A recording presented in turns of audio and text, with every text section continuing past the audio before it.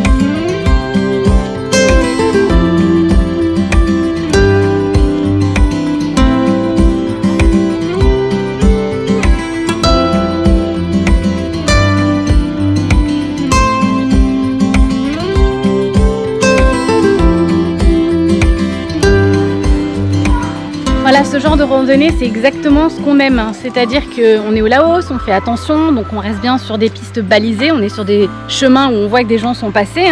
Parce qu'on vous le rappelle, il y a eu quand même beaucoup de bombardements pendant la guerre du Vietnam et c'est malheureusement le Laos qui est un des pays qui est le plus mal déminé et il reste encore beaucoup de bombes sous terre, donc on fait très attention. Mais voilà, pouvoir passer par ce genre de sentier, être seul au monde avec les enfants, pouvoir se baigner, très sincèrement, voilà, la randonnée, elle est annoncée en 3-4 heures et je pense qu'on va y passer la journée parce qu'on s'arrête pour jouer dans le sable, on s'arrête regarder des têtards, on s'arrête se baigner et c'est aussi ça qui est sympa, c'est pouvoir prendre son temps, découvrir ensemble et faire en sorte que les randonnées, elles soient sympas parce qu'on a toujours à cœur avec Fred de faire en sorte que les enfants, ils aient envie de se promener avec nous. Alors des fois, on fait des vraies randonnées assez difficiles et on les prévient et puis des randonnées comme ça, et aussi on prend notre temps et on profite avec eux.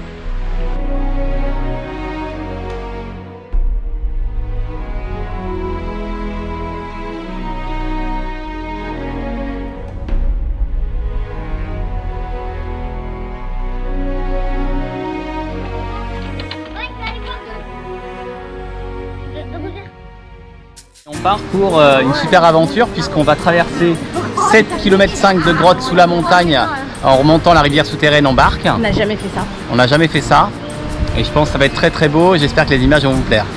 Alors, ce qu'on a appris, c'est assez touchant, c'est qu'en fait ces deux villages qui étaient tous les deux installés des deux côtés de la grotte, ils avaient l'habitude de passer par la montagne, donc c'est un trajet qui est compliqué et qui est long. Et ils ont mis beaucoup de temps avant de comprendre qu'on pouvait passer par la grotte, alors qu'ils voyaient bien qu'il y avait une rivière, mais les grottes ici sont sacrées et dans leur culture en fait les grottes sont habitées par des esprits et ça a un côté un peu dangereux de passer à travers. Donc là nous on va la traverser, on n'a pas peur des esprits. 7,5 km c'est énorme dans une grotte. Ah Vraiment, oui, ça fait... Par contre, je sais pas comment tu vas réussir à filmer parce que qui dit énorme grotte avec des grandes voûtes, c'est toujours très compliqué en termes de lumière. On essaiera de vous montrer au maximum et sinon à la fin on vous partagera tout ce qu'on a ressenti. Et puis là en plus à côté c'est juste génial parce qu'il y a des plages de dingue. Donc après je crois qu'on va passer l'après-midi ici, ça me paraît être un très bon programme ça.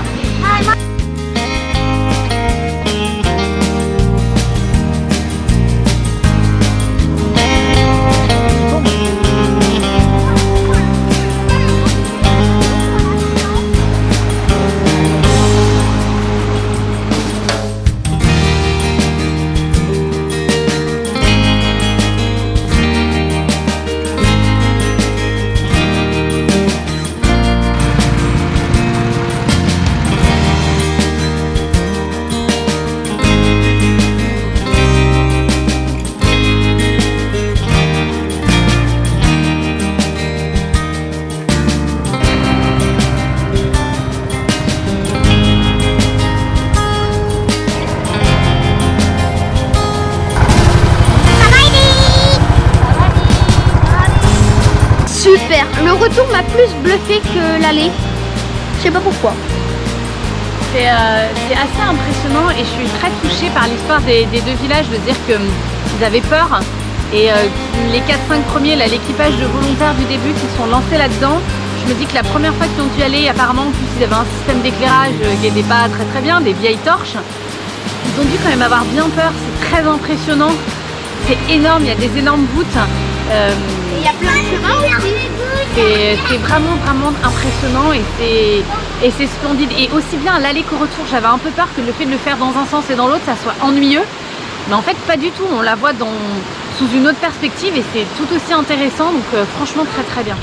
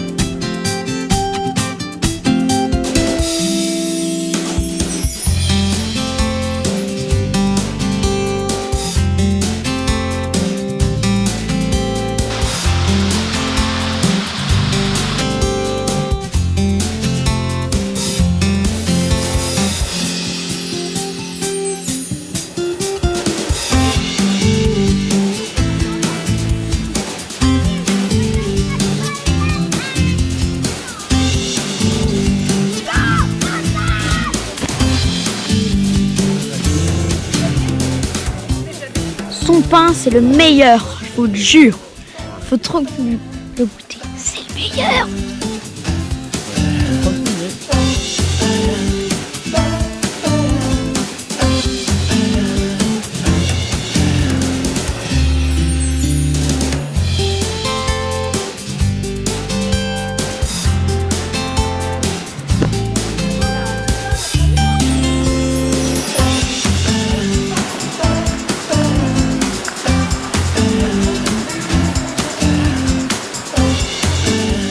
Bien, ouais.